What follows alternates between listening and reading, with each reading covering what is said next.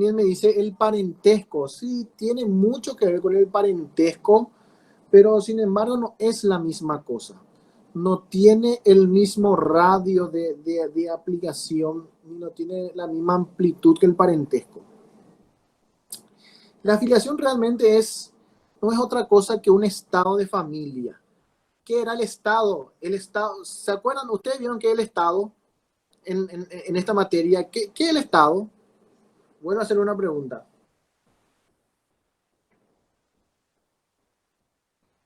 ¿Se acuerdan qué era el Estado? Vimos las primeras bolillas. Buenas tardes, Carmina. Sí, doctor, la parte de los estados, por ejemplo, eran cuando una persona era soltera, era Exactamente. casada. ¿Y qué es entonces? Es la posición jurídica que ocupa una persona dentro de la sociedad.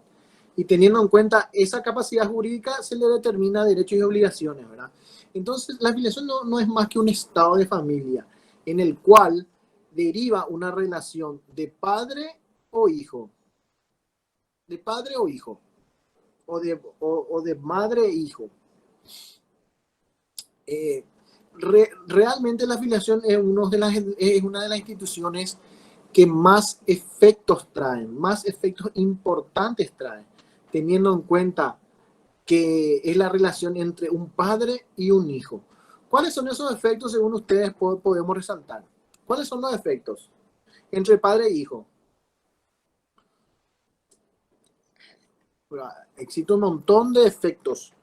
Por ejemplo, el padre, ¿qué hace el padre? Ejerce la patria potestad, por ejemplo, ¿verdad? Que ustedes lo van a dar, creo que lo van a dar en la próxima clase, ¿no?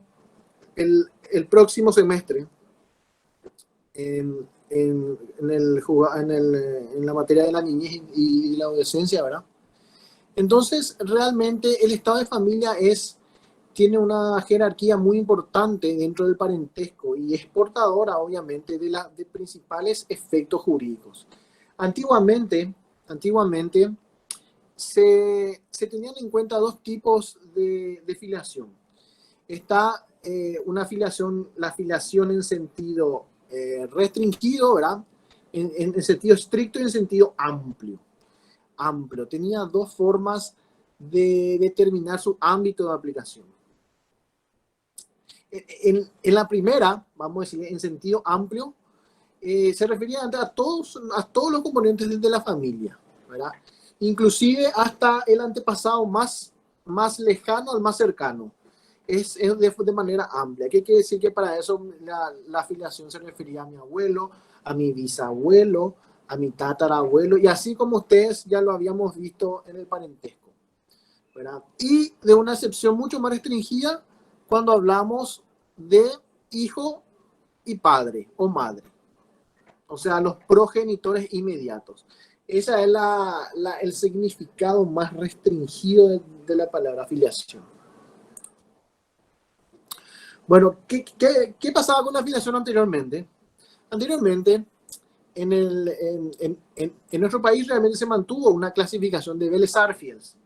Vélez-Sarsfields establecía, daba una calidad de filiación muy, ¿cómo diría? Muy perversa, muy perversa. ¿Por qué? Porque Vélez Sarsfield establecía, por ejemplo, que un niño que nacía dentro de un matrimonio se llamaba hijos legítimos, ¿verdad? Hijos legítimos, porque estuvieron dentro del matrimonio. Lo dividían. Esos son hijos legítimos. Después había otra clasificación que decía son hijos naturales. Son hijos naturales aquellos que si bien nacieron dentro de una unión, los padres podrían casarse en ese tiempo, ¿verdad? Entonces eran hijos naturales. No eran legítimos porque no estaban casados, pero eran naturales. También clasificaba como hijos, por ejemplo, adulterinos. Imagínense, hijos adulterinos. ¿Qué decían los hijos adulterinos? Eran los hijos de padres que al momento de la concepción ellos no podían casarse por estar impedidos en un matrimonio entero. Entonces, adulterinos le llamaban. Totalmente, bueno. Y después, otra clasificación de Vélez también decían que también existían los hijos incestuosos. Imagínate, incestuosos. Los hijos incestuosos son aquellos que en el momento de la concepción los padres tenían una vinculación de parentesco, ¿verdad? Incesto, incestuosos. ¿Verdad? Y por último, que yo recuerde, la clasificación de Vélez nos decía los hijos sacrílegos. Los hijos sacrílegos. ¿Qué eran los hijos sacrílegos? Son aquellos hijos que en el momento de la concepción los padres profesaban o profesaban una fe y tenían algún tipo de cargo dentro de esa orden, ¿verdad? Entonces se le decía hijos sacrílegos, porque en realidad en casi todas las, perdón, en casi todas las calidades siempre nos encontramos ante una calidad de filiación que se determinaba por el momento en que los padres concebían, momento en que los padres concebían. ¿Qué quiere decir eso? Quiere decir que era realmente tremendamente aberrante que la calidad del niño seguía subsistiendo desde el momento de la concepción. De Gasperi después mantuvo una distinción. Todo cambió con la ley del menor, la 903 de 1981, que en el cual simplifica y justamente abandona a Vélez Sarsfield dentro de esas concepciones tan terribles y se mantuvo entre filiación legítima y legítima. Y después de eso nuevamente se vuelve a modificar en el Código del Menor y queda como hijos matrimoniales y hijos extramatrimoniales. Y bueno, ya, y siguen, bueno, posteriormente se dictó la Constitución Nacional en el 92 y se estableció de que todos los hijos son iguales ante la ley, todos tienen el igual derecho ante la ley. ¿Y por qué entonces antes dividían? Porque teníamos la mentalidad en ese momento que si tu hijo era extramatrimonial, heredaba menos que un hijo matrimonial. Había esa distinción. Hasta que llega como un muro la ley, la Constitución Nacional y se establece que todos los hijos son iguales ante la ley. ¿Hay alguna pregunta?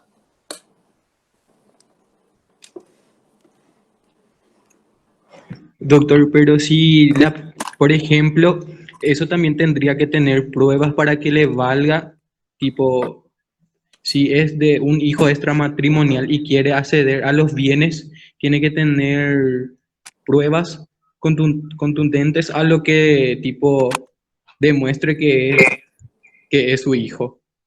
Claro, o sea, ¿qué son los hijos extramatrimoniales? Los hijos extramatrimoniales son los niños nacidos fuera del matrimonio, ¿entendés? Que al momento de su concepción no estaban casados y era muy fácil saber que sus padres no estaban casados, ¿entendés? Entonces se le daba esa calidad. A ver, vos fulano, ¿cuál es tu apellido? Y el muchacho tenía solamente el apellido de la mamá. Ah, no, vos sos, entonces, ¿te reconoció tu papá? Sí, sí me conoce. Entonces vos sos un hijo extramatrimonial. Porque no naciste dentro del matrimonio. Entonces se dividía y se le daba menos herencia al hijo extramatrimonial.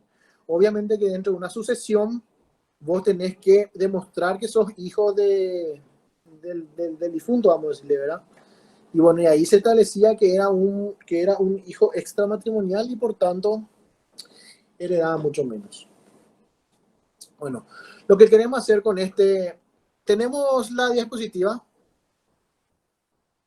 Sí, profe, si quiere paso de eso, paso a la siguiente. Sí, pasa a la siguiente. Yo no veo, pero ¿ustedes ven?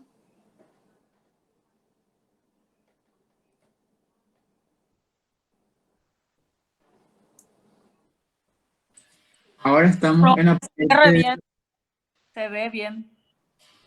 Ustedes ven bien, ¿verdad? Sí, Bueno, profe. ¿Y cómo yo veo? Debería aparecer en tu pantalla, profe. Pero yo me veo a mí en mi pantalla. Profe, apretar los tres puntitos que tenés a tu derecha. Veo. ¿Y qué dice? Presentar pantalla. O como hay muchas opciones. Le das los tres puntitos y le pones cambiar diseño. ¿Cambiar qué? Cambiar diseño. No, cambiar diseño y me da... No, Y pone barra. cambiar cámara. Bueno, pero ustedes ven, ¿verdad? Está bien, sigamos así. No hay ningún problema. Bueno, de acá viene la división. Ustedes están viendo el título que dice hijos matrimoniales, ¿verdad?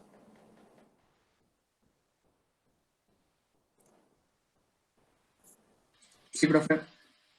Bueno, aquí en pantalla podemos ver el artículo 225. El artículo 225, vamos a hacer un repaso porque justamente por eso siempre quedamos y perdemos mucho tiempo. Dice, ¿qué son los hijos matrimoniales? El artículo 225 del CC nos dice, son hijos matrimoniales. 1. Los nacidos después de 180 días de la celebración del matrimonio y dentro de los 300 siguientes a su disolución o anulación, si no se probase que ha sido imposible el marido tener acceso a la mujer. Bueno, si ustedes ven estos plazos, ¿ustedes a qué le hago una pregunta al curso? ¿A qué le es familiar este 180 días y 300 días? ¿A qué le es familiar? ¿A qué se refiere? ¿Nos dimos ya esos plazos en algún momento?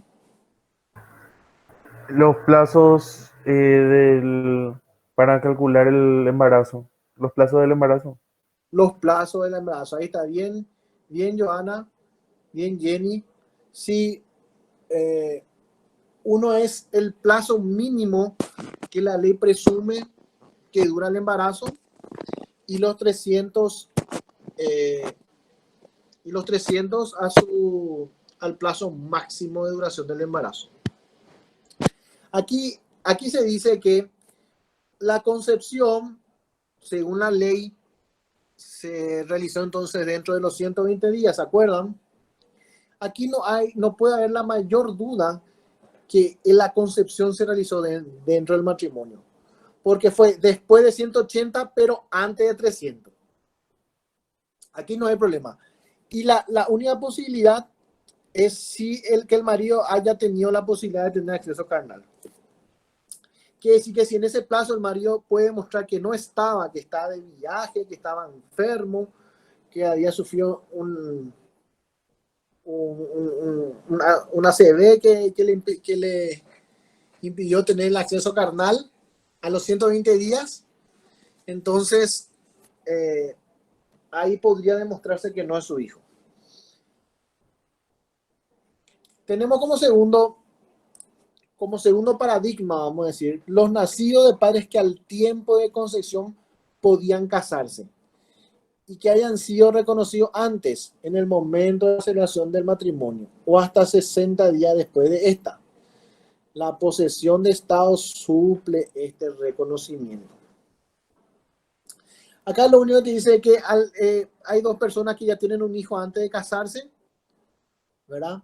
Pero que en el momento de la concepción se podían casar y que posteriormente, en el momento de la celebración y un poco después, le reconoció, entonces es matrimonial, porque lo que la ley quiere es reconocer ya que es matrimonial en una situación en la cual los padres ya habían concebido y posteriormente contrajeron nupcias. Y ahí explica eso. Se trata de casos de hijos de padres que al tiempo de la concepción podían casarse por no mediar impedimento y que son reconocidos como hijos del matrimonio.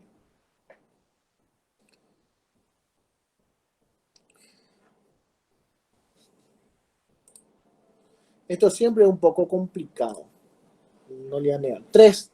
Los que nacieron después de 180 días del casamiento válido y los que nacieron dentro de los 300 días contados de que el matrimonio válido o putativo. El matrimonio putativo es el matrimonio declarado nulo. fue disuelto por muerte del marido o porque fue anulado. Sigue el mismo principio, el mismo principio del resto.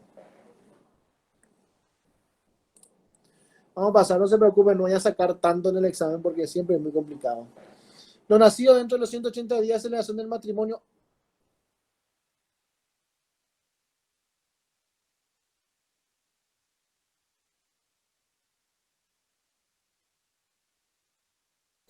Nada más razonable que estimular, que estimar como hijo matrimonial a quienes se encuentran en situación, ya que lo primero que haría el marido, que si percatase el embarazo temprano de su mujer sin que haya sabido antes, es desconocer a ese hijo, por supuesto. Si se calla, es que está consintiendo que él mismo es el padre. ¿Cuáles son las condiciones? Uno, el marido haber conocido el embarazo. Y segundo, que la madre lo inscriba a él y él no objete esa inscripción.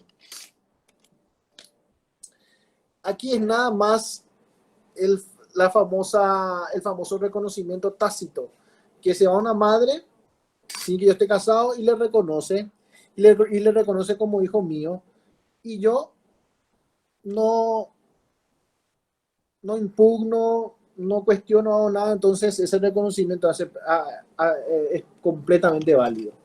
Estas son las clases y me dicen usted, pero profesor, realmente es muy confuso. Realmente es muy confuso. Yo le digo al alumno, bueno, yo le dejo como tarea que lean bien estos artículos, ¿verdad? Porque en realidad, si son hijos matrimoniales o no, a esta altura del campeonato, ya es una discusión un poco complicada con el descubrimiento de la prueba de ADN.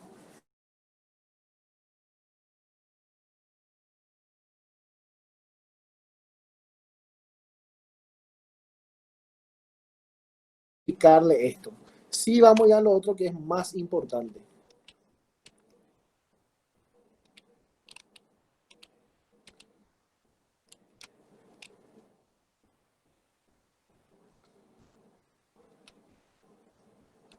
Bajemos por favor a la diapositiva que dice filiación extramatrimonial.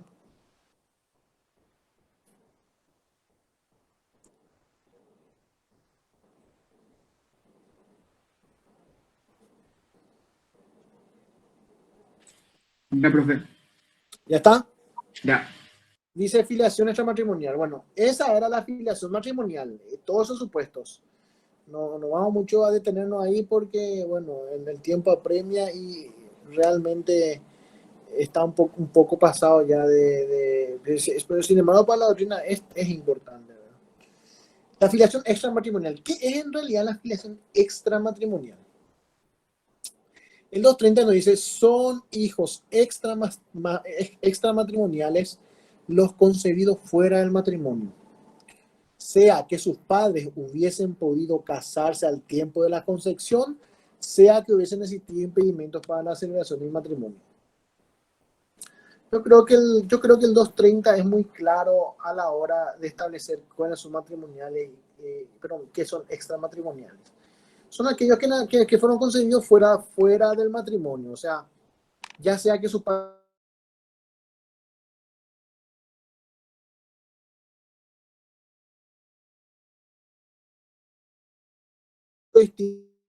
de los extramatrimoniales, debemos hablar de la igualdad de los hijos ante la ley.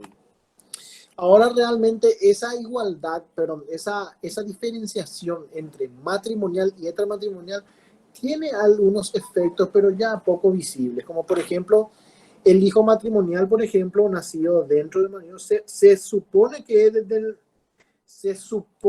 marido, se supone que es del marido. ¿Qué quiere decir eso? Quiere decir que si yo me caso, y tengo un hijo dentro del matrimonio, dentro de las precisiones del artículo 225, solamente mi cónyuge puede ir a reconocerle y a inscribirle como hijo nuestro, aunque yo no esté. ¿Por qué? Porque la libreta de familia dice que yo soy el padre y se presuman de la ley que es el padre. Puedo no ser también, ¿verdad?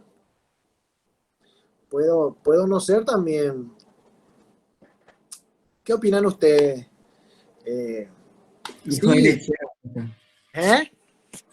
El famoso hijo del lechero. No, y muchas cosas más, ¿no? Hijo, hay hay muchísimas historias que yo me acuerdo en tribunales, ¿verdad? Bueno, yo trabajo en tribunales desde que tenía 18 años, ¿verdad? Que tenía la edad.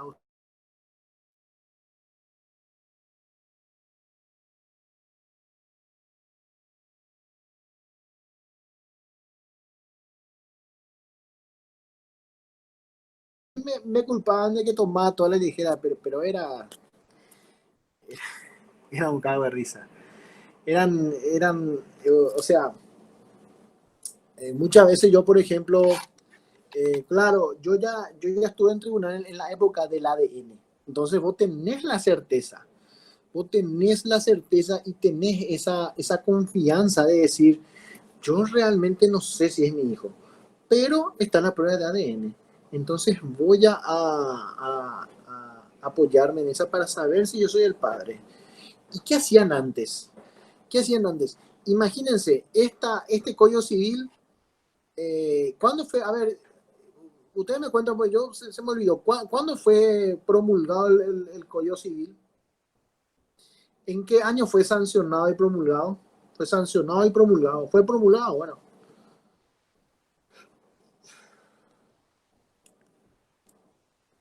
¿Se acuerdan?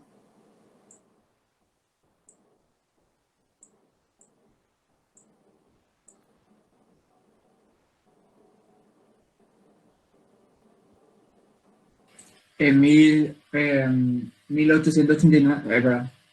¿Vos sos? Yo soy Bruno, profe. ¿Y el resto de tus compañeros? ¿Qué hacen? Ahí entró Nico, profe. ¿Quién es Nico?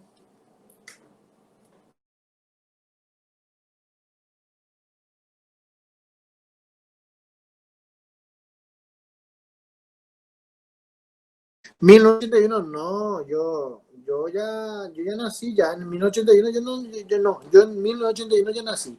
En ¿Qué tal, 1981, doctor? ¿eh? ¿Quién sos vos? ¿Quién sos vos? La pregunta, doctor. A la gran puta, ya sé. Ya. Cambiaron por tu voz, será. Así no se le responde, profesor. Cierto, eso es cierto. Disculpame, doctor, disculpame. Buenísimo, buenísimo. Bueno, a ver, le quiero preguntar a ustedes, ¿cuándo se sancionó el Código Civil? ¿Cómo no van a saber? ¿Cuándo se promulgó, cuándo se sancionó y cuándo empezó a regir? Eso quiero saber. ¿Cuándo se promulgó y cuándo empezó a regir? Ahí Diana se fue, Diana mío que ya le pegó ya ahí más o menos, pero Jenny también, estuviste Jenny cerca por ahí nomás. Cecilia también estuvo por ahí. Clara, Profesor, si no me equivoco, es 1890. ¿cómo vio 1890? 1890 nosotros apenas habíamos que estado en un estado libre. 1890 no, vos me estás hablando del Código de Vélez. 1959, profe. Tampoco, 1959 yo ya era...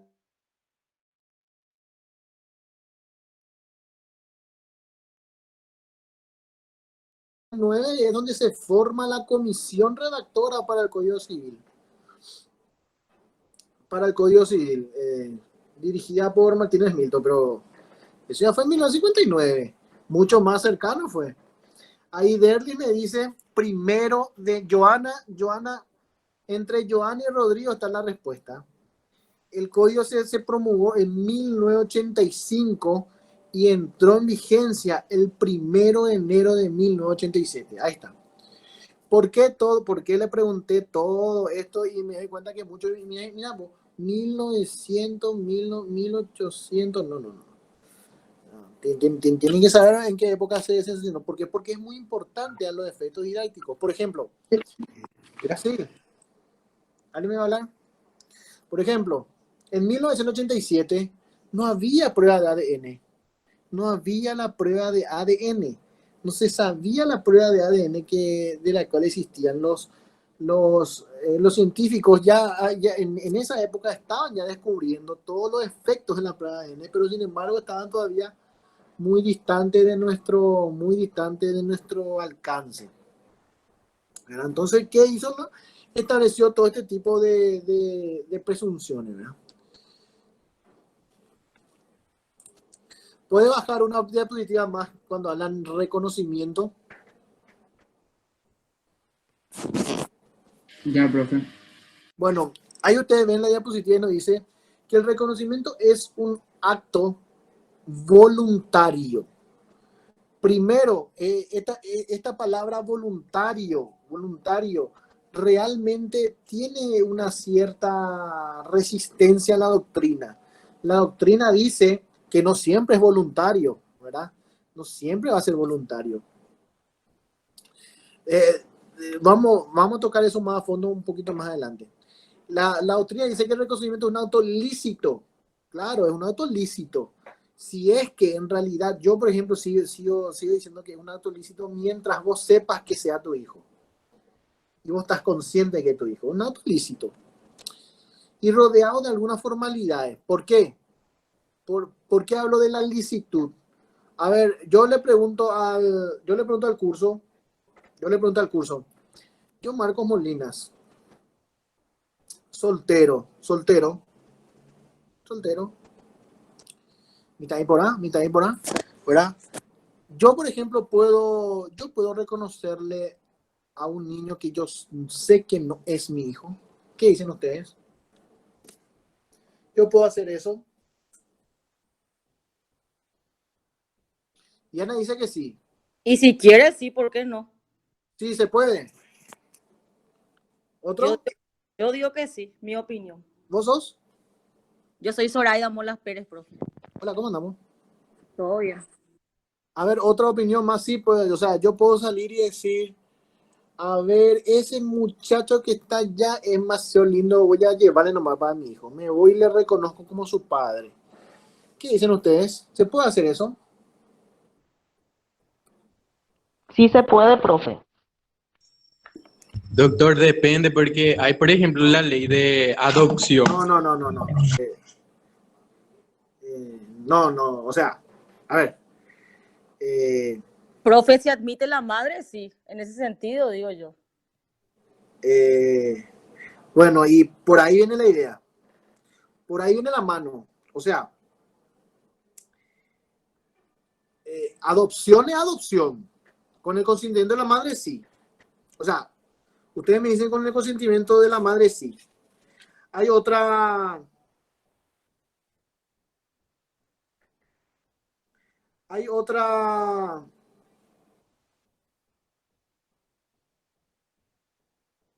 ¿qué dicen?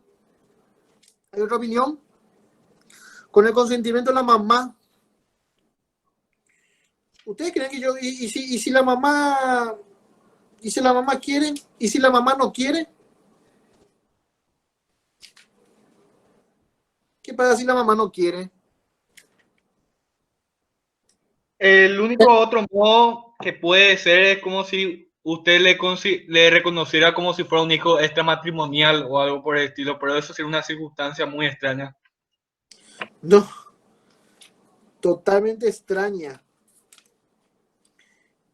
Realmente es muy complicado porque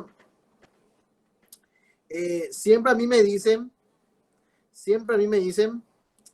a ver, el artículo 221, si yo pudiera hacer eso con como dice Zoraida, por ejemplo, el 221 me dice, le voy a leer el 221 del Código Penal. El que formulara ante una autoridad competente una declaración falsa sobre hechos relevantes para el estado civil de otro será castigado con una pena privativa de libertad hasta 3 años o multa. En estos casos será castigada también la tentativa. ¿Qué es lo que yo le quiero significar aquí? Si yo hago eso, y incluso habiendo consentimiento de la madre, estoy cometiendo un hecho punible. que está regulado en el artículo 221 del Código Penal, que se titula falseamiento de estado civil.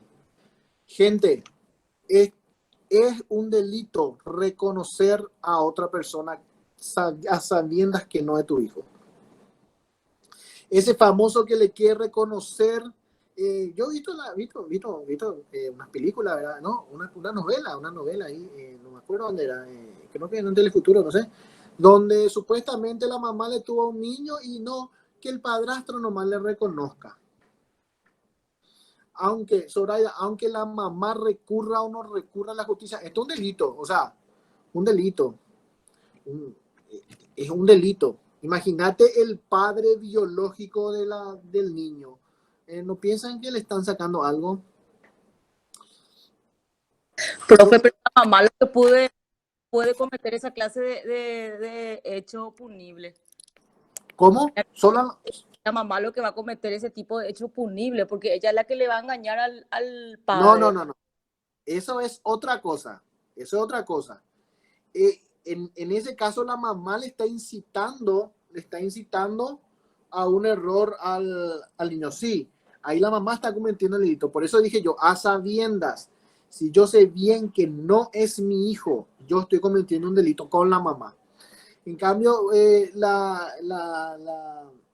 ejemplo que traes a colación es cuando la madre me induce a mí, me dice que es mi hijo, pero en realidad es hijo de otro. Mengano. ¿De quién? De Mengano, digo, de otro. No, sí,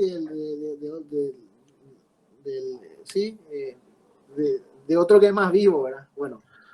Una Sí. pregunta, doctor, con respecto a eso. Supongamos que el padrastro sabe bastante bien que no es su hijo, pero de todas maneras decide filiarlo porque se encariñó bastante con él y que su papá no haya dado rastro, que se borró básicamente. En ese caso se podría considerar.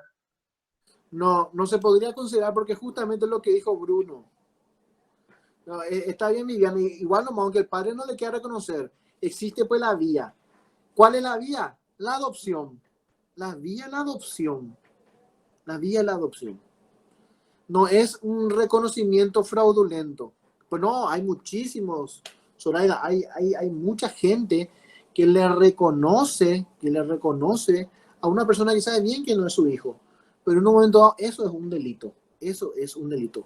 A la larga, yo siempre digo, una cosa es que una mujer tenga un hijo y no quiera lo que le reconozca al papá, por diferentes circunstancias. A algunos no les gusta, otros porque son vagos, otros porque no tienen plata, otros porque esto, aquello. Pero es una cuestión muy distinta, es decirle a tu nueva pareja que no es su papá que le reconozca. Ahí vos estás saltando el orden público, porque en realidad lo que se merece es una adopción. ¿Y por qué la gente sigue el reconocimiento ilegal, ilícito, antes que la adopción? Porque la adopción obviamente tiene unos trámites más engorrosos, existe una marcada intervención del Estado, en el cual el Estado es el que selecciona a los adoptantes, y el Estado es el que controla justamente esa relación entre el adoptante y el adoptado. O sea, hay un control estricto, ¿verdad? Y por supuesto es mucho más caro y necesitas abogados y necesitas estudios, estudios, vamos a decirle, el centro de adopciones hace un estudio muy estricto sobre los postulantes, sobre el nivel socioeconómico, etcétera. Por eso es un trámite mucho más engorroso, por eso la gente prefiere reconocerlo nomás en forma fraudulenta, diría yo. Bueno. Entonces, el reconocimiento de un auto ilícito y rodeado de algunas formalidades.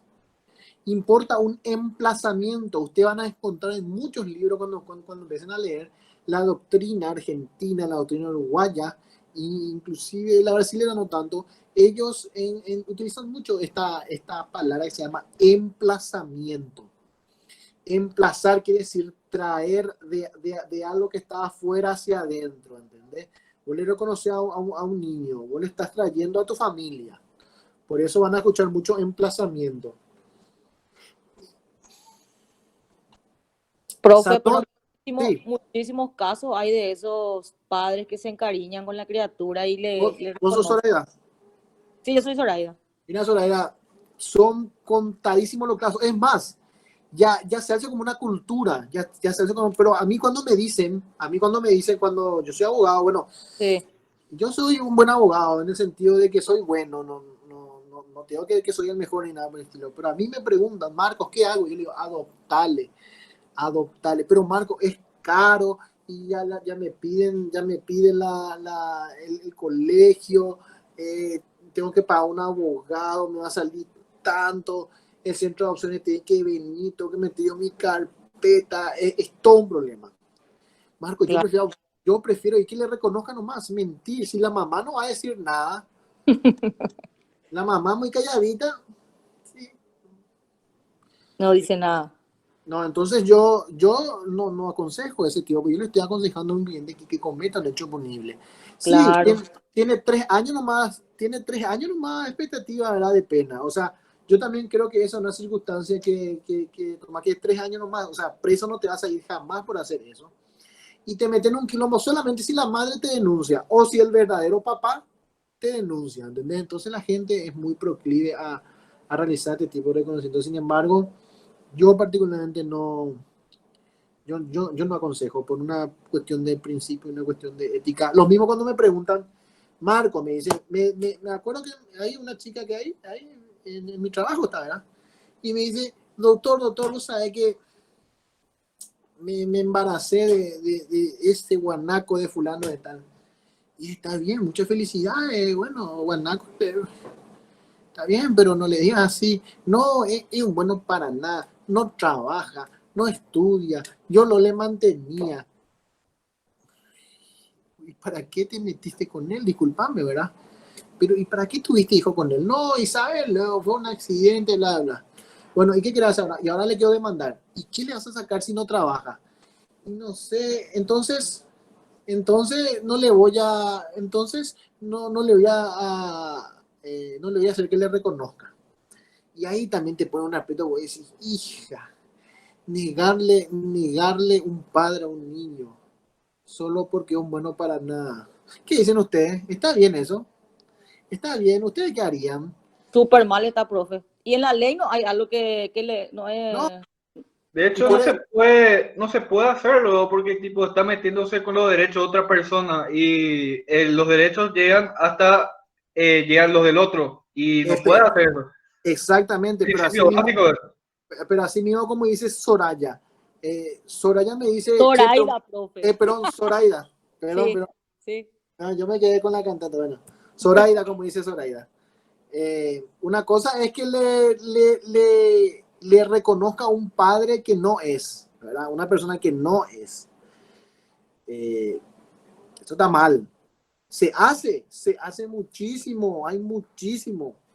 Y hay mujeres que no quieren que le reconozca el padre, que no quieren lo que le reconozca, no es lo que le reconozca a otro. Hay muchísimos también. Y podemos estar hablando sobre que eso para mí viola muchísimas normas en la Convención de los Derechos del Niño, a vivir con tus padres. En la Convención de los Derechos del Niño dice que uno tiene el derecho de convivir con sus padres, salvo que sea perjudicial para el interés superior del niño. Eso dice en la convención. Y se cumple, y algunos no. Profe, Sí. la mujer siempre se quiere vengar en ese sentido con el hombre. Bueno.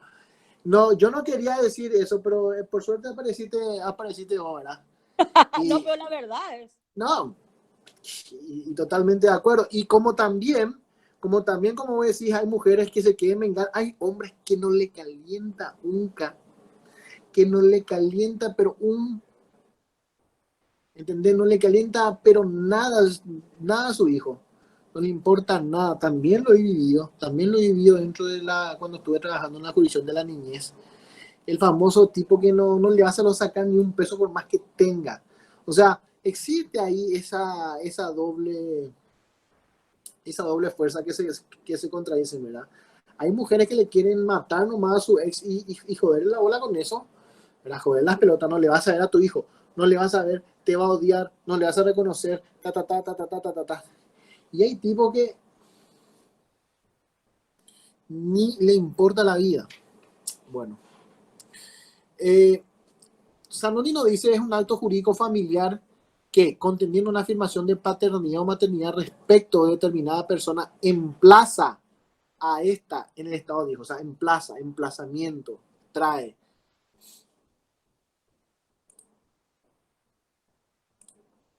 Bueno, ¿cuáles Profe, son? te quiero preguntar algo Decime. antes con respecto a eso. Sí. Según tengo entendido, yo no sé si es así, ¿verdad? Y decime, yo te... Sí. En Argentina parece que cuando vos le escribís a la criatura, tiene que sí o sí el padre escribir, no puede solamente la madre. ¿Eso es cierto? No, eso no es cierto. Eso no es cierto. Hace poco fue dictado el nuevo Código Civil de la República Argentina en el 2015 y siguen prácticamente estos mismos preceptos. Lo que sí ellos dicen es que vos no podés ponerle nombres que trate, o sea, que sea para burlarse o que relacione con cuestiones políticas y todo eso. Pero eso no es cierto, no es que el hombre nomás le puede escribir y no la mujer. No, y menos en esta época que la igualdad está bastante bien, o sea, bastante en boga, vamos a decir. Ya, profe, gracias.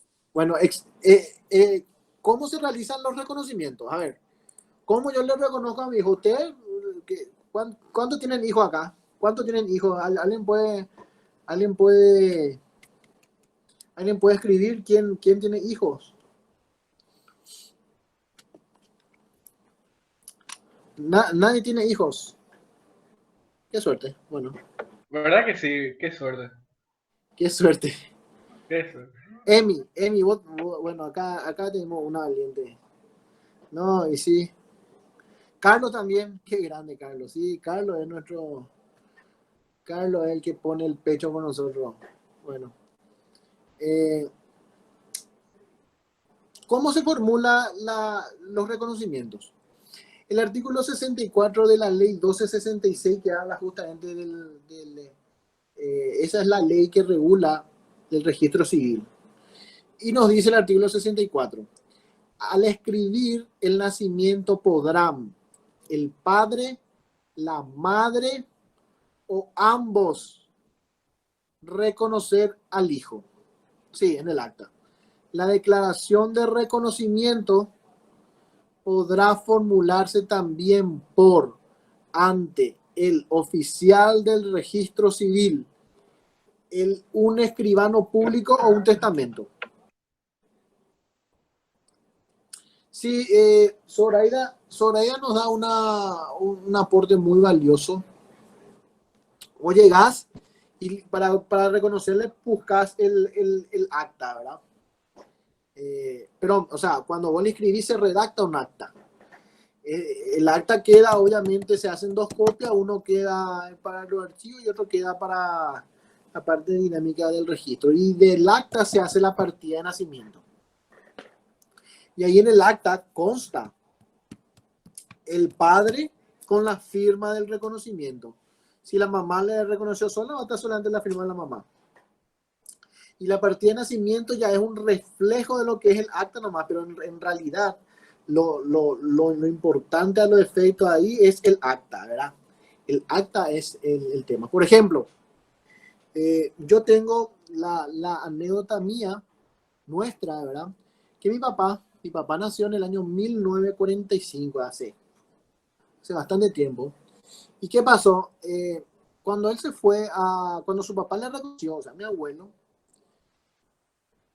se le olvidó un detalle. Su apellido de mi abuelo es Molina, sin S. Y de mi papá, cuando le escribió, ahí puso Molina en el acta, Molinas con S. Entonces, quedamos nosotros Molinas con S. ¿Eso qué quiere decir? Que para toda la familia de mi papá, ellos son Molina. Y solamente nosotros somos Molinas. ¿Y dónde ocurrió el error? En el acta. Si yo quiero modificar eso y corregir, ¿qué tengo que corregir? Sí, por una S. ¿Qué tengo que corregir? El acta. Yo el acta es lo que voy a atacar, no la partida de nacimiento que ya el reflejo. Yo el acta voy a atacar. Si tengo algún error que provino de ahí, yo el acta tengo que atacar. El acta es lo que voy a exactamente. Bueno, este artículo nos dice, podrá formularse también ante el oficial del registro civil o ante un escribano o por testamento.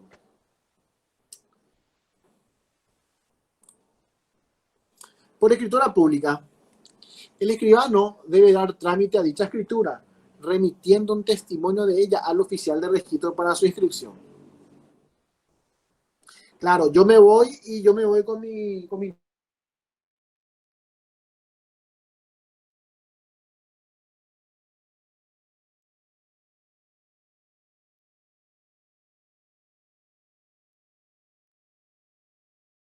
El problema es que en el escribano el reconocimiento me va a salir un poquito más caro. Pero ponerle que yo no sea yo pues. Ponerle que yo no sea yo pues. Entonces me voy y pago el escribano, me va a cobrar, no sé, 500.000 por ahí por la manifestación de mi voluntad, y eso se consta en un libro de protocolo, y posteriormente el escribano lleva al registro para su anotación.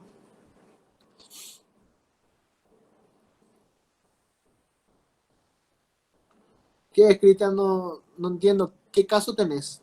¿Tenía un caso así? Sí, doctor. El caso nomás es que, por pasó? ejemplo, mi mamá tiene el apellido Núñez con el acento en la U. Núñez. Sí. Y Núñez. luego mi mamá me reconoce y el apellido Núñez en el mío no aparece el acento en la U. Todo un problema puede tener. Todo un problema puede tener. Por un acento.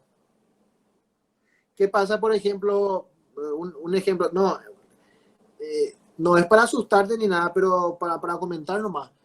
Realmente todos estos temas de inscripciones y de comas y de eses, no, es un problema menor. Imagínate.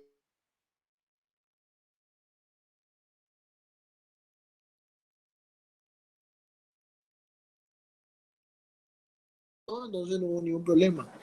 Y yo no voy a tener ningún problema porque sigo con los mismos, o sea, se escribe mi apellido igual que mi mamá, pero el de vos puede tener un dramita ahí el día en que tu mamá ya no esté y vos tengas que heredar, ¿verdad? Pero un acento es muy fácil un acento es muy fácil de solucionar, ¿verdad? Ahora hay otros problemas mayores.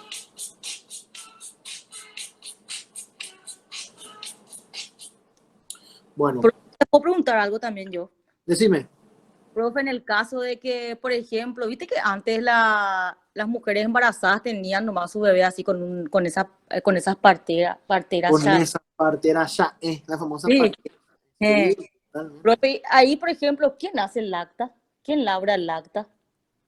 Bueno, muy, muy buena, pero buenísima luego la intervención de la compañera. La compañera dice, cuando un niño nace en un hospital, para contar toda una historia, cuando un niño nace en un hospital, ¿qué pasa? Ahí viene el médico, ¿verdad? El obstetra, no sé, tiene un obstetra, tiene un anestesista, heredia. ¿Y qué pasa? ¿Qué hace el obstetra? Ahí se le tiene el hijo y ahí le da el certificado, así que es una tirita que dice, certificado nacido vivo. ¿Qué es? Que es donde el doctor anota que en fecha de hoy en la sala fulana de tal, la señora fulana de tal, tuvo un hijo de sexo masculino, de tantos kilos, tantos centímetros, lo que sea, y bueno, y le da ese certificado a la mamá, y la mamá con eso se vale a escribirle, si es matrimonial o extramatrimonial. Ah, ya, profe, gracias. Sí, pero espera, eso cuando está en un hospital.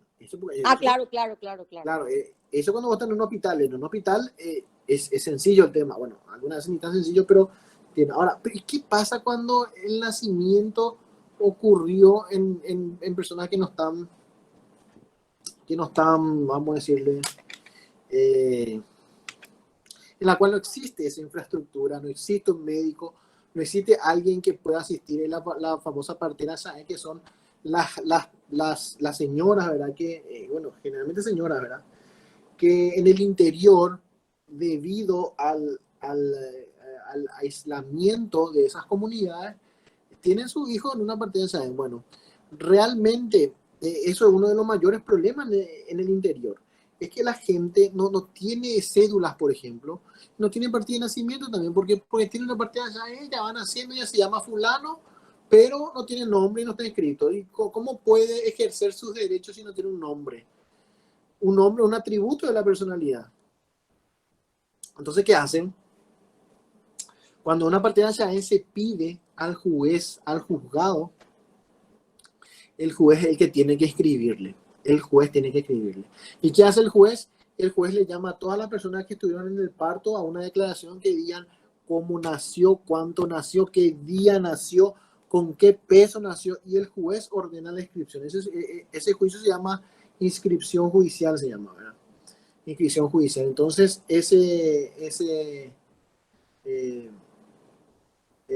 se hace ese trámite cuando no exista luego ningún médico que pueda acreditar el nacimiento. Bueno, Hay todavía mucho de eso, profe, en el interior, ¿verdad?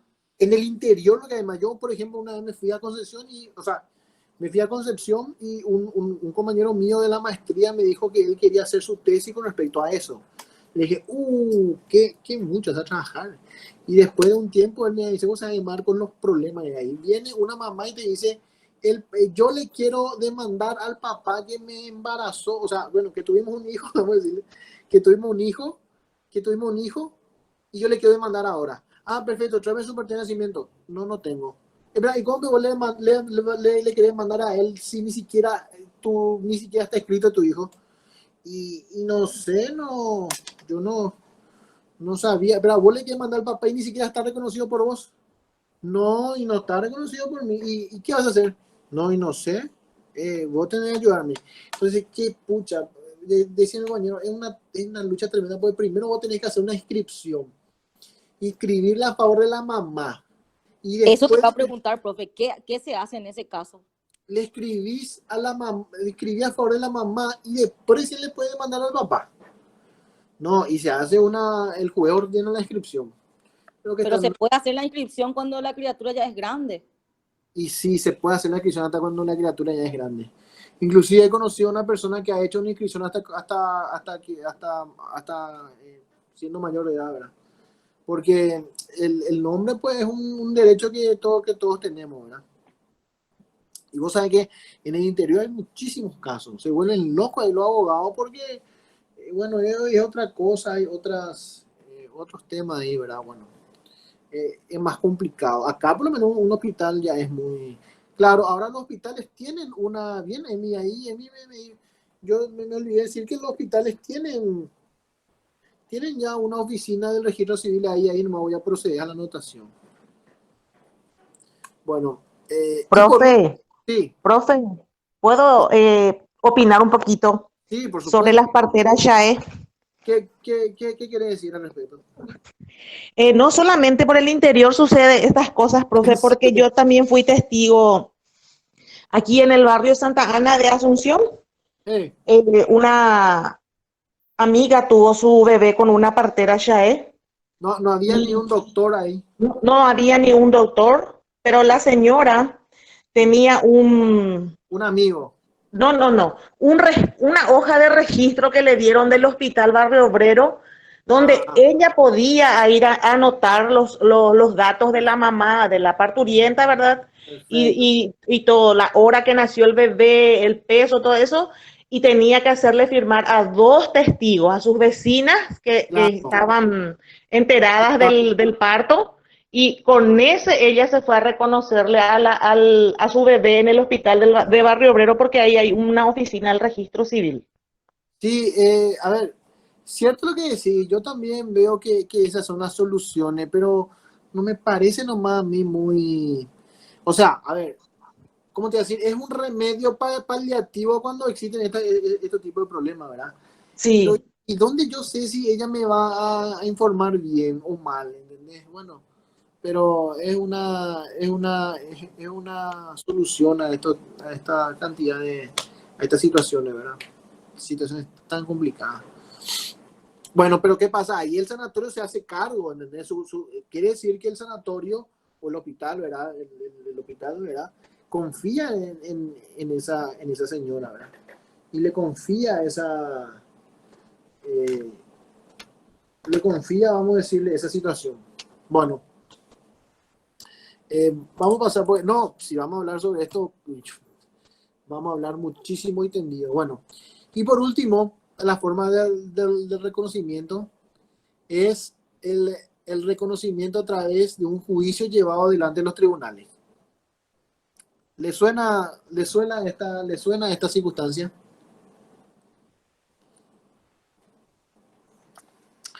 Los famosos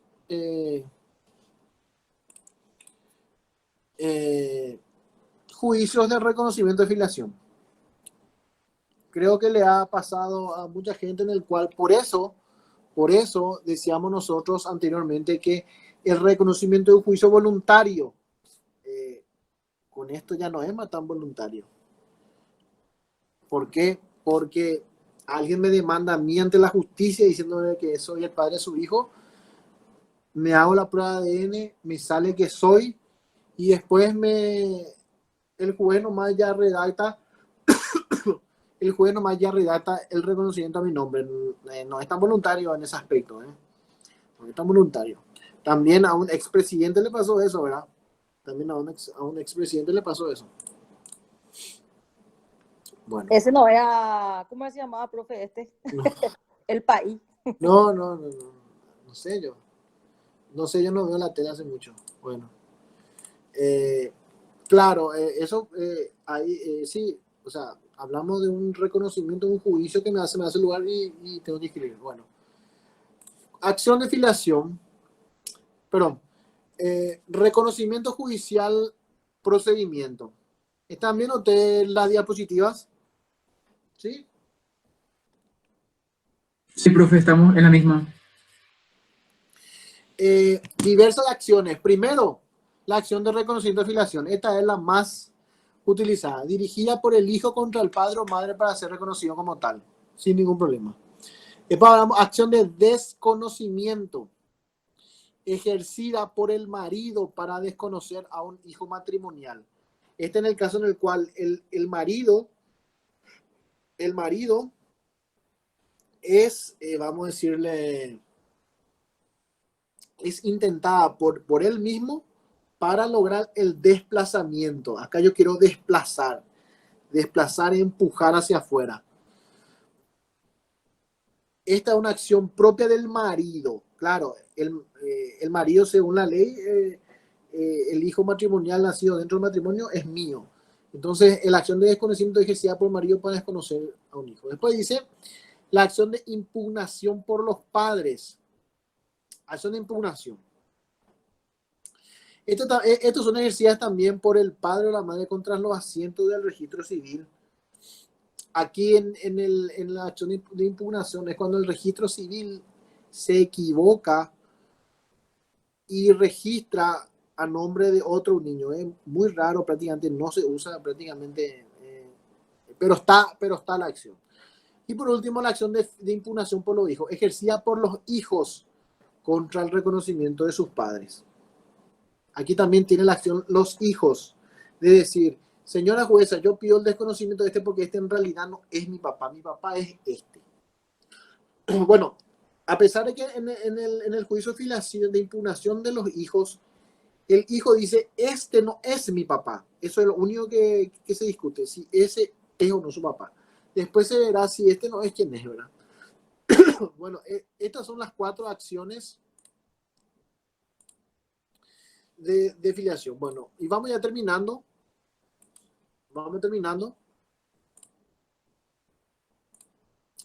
¿Cuáles son las pruebas admitidas? Nuestro código prevé el más amplio sistema probatorio, dada por la importancia del derecho en cuestión. O sea, aquí no hablamos, gente, en realidad de solamente tener un apellido, es tener una identidad.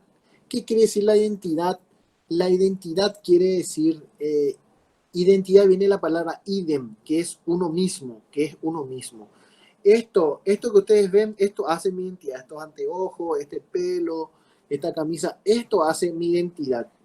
Yo soy Marcos Molinas por esto, mi forma de ser, mi forma de hablar, mi forma de dar clase, puedo ser bueno, puedo ser malo, la forma en que me he visto, esa forma parte de mi identidad, el idioma en que hablo, la costumbre que yo tengo, si yo tomo tereré, si yo hablo castellano, si yo hablo español, si yo hablo guaraní, esa es parte de mi identidad. Mi identidad son todas estas circunstancias que hacen que yo sea Marco Molina y no sea otra persona. No sea otra persona. Bueno, por todo este tema tan sensible, es un amplio sistema probatorio. Obviamente la prueba más es la prueba de filiación. Y aquí terminamos con una limitación. Dice, la ley de indagación de la maternidad de la mujer casada. ¿Cuáles son las limitaciones? Puede bajar hasta la penúltima diapositiva, nos dice indagación de maternidad de la mujer casada. La lista, sí. ¿Alguien quiere? No, profe, ya está. Ya está. Dice, la ley establece, en este caso no es importante excepción, la investigación está vedada, que quiere decir está prohibida cuando se trate de atribuir un hijo a una mujer casada. O sea, ninguna investigación se puede hacer. Ninguna investigación se puede hacer si se quiere atribuir la mujer, si se quiere atribuir el hijo a una mujer casada. Esto realmente responde por qué es súper raro esta norma, ¿verdad? ¿Qué quiere decir? Que si yo le quiero atribuir el hijo a un hombre casado, no pasa nada, está bien. Pero si es una mujer casada, está vedada. Esta disposición respondía realmente a cuestiones propias de las costumbres de esos tiempos anteriores, allá en el Código de Vélez. En lo que consideraba realmente un escándalo someter a una mujer casada a una investigación. Sobre todo entonces prudentemente por la restricción antes que por la amplitud. Algunos autores están por la investigación plena, así como esta afecta al marido. No encuentran razón para limitar el respeto a la mujer. Totalmente. Sin embargo, en otros tiempos, y especialmente ante la existencia de las pruebas biológicas, parece haber perdido sentido. Prácticamente todo parece haber perdido sentido. Todo el tema de filiación, todo esas 180 días, parece que al final todo pierde sentido porque existe la prueba de ADN que tiene una alta probabilidad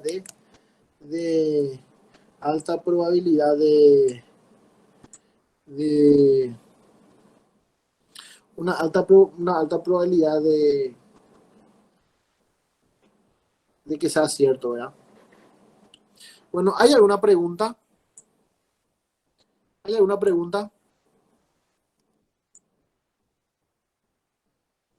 Bueno, gente,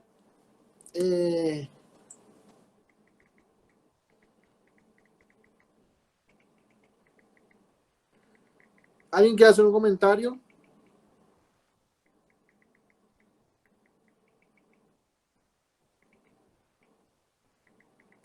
De mi parte, nada, profe. Bueno, gente. De mi parte tampoco nada, profesor. Está bastante bien la clase. Bueno, gente, muy bien. Recuerden bien el reconocimiento, cuántas clases de acciones de reconocimiento de filiación, el desconocimiento, la impugnación. Recuerden bien que un acto jurídico voluntario, lícito. Recuerden lo que es la filiación matrimonial, extramatrimonial, como antes se trataban estos tipos, cuál era la calidad de la filiación anterior antes. Y bueno, por mi parte, le agradezco mucho. Siempre digo que ustedes son el grupo élite de la sociedad paraguaya. Los estudiantes son realmente el verdadero futuro del Paraguay. Nunca descansen, nunca bajen los brazos y nos vemos en cualquier momento. Éxitos a todos. Chao, chao. Gracias, profe.